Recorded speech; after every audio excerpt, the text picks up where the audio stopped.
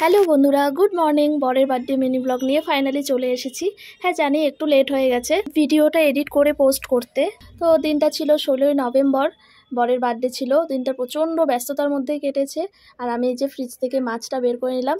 এই মাছের ঝোলটাই শুধু আমি করেছিলাম, আর বাদ বাকি যা রান্না ছিল ওগুলো সব শাশুড়ি মাই করেছে। কারণ আমি প্রচণ্ড ব্যস্ত ছিলাম ওই দিন।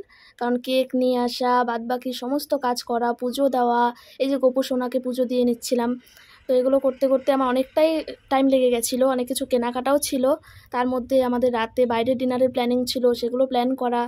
তো এই যে আমি স্নান করে পুজো দিয়ে তারপরে যে রেডি হয়ে নিচ্ছি, রেডি হয়ে তারপরেই আমরা খাওয়া দাওয়াটা করেছিলাম, কারণ আমি প্রচণ্ড লেট হয়ে গেছিলাম বেরোনোর জন্য। তারপরে যে অনেক দিন পর বরমশাইকে আমি নিজের হাতে খাইয়ে দিলাম। আগে মাঝে মধ্যেই খাইয়ে দিতাম, বাট এখন ওর কাজের এত চাপ যে একসঙ্গে খাওয়ারই টাইম পাই না। তারপর ও খেয়ে একটু ঘুমোচ্ছিল। আর এই যে কেক আনতে চলে গেছিলাম আমি একাই, ওকে তো জানাইনি, ওর জন্য একটা সারপ্রাইজ ছিল। তারপরে যে ব্ল্যাক ফরেস্ট কেক নিয়ে এসেছি, এটা আমার পছন্দের। ও তো কেক এমনিও খেতে পছন্দ করে না, তো আমাকেই খেতে হবে, তাই আমি আমার পছন্দের কেকটাই এনেছি। আর মা বাপি ক্যামেরার সামনে আসতে চায় না, সেই জন্য আর আনা হয়নি। তারপর কেকটা কাটা হওয়ার পর ও আমাকেই খাইয়ে দিচ্ছিল সবার আগে। তো আমি বললাম, না না, আগে দাও, আমি তোমাকে খাইয়ে দিই, কারণ বার্থডেটা তোমার আজকে, আমার না। তো আজকের দিনটা এভাবেই কাটালাম। ভালো লাগলে like, comment, share and subscribe করে দিও। Thanks for watching.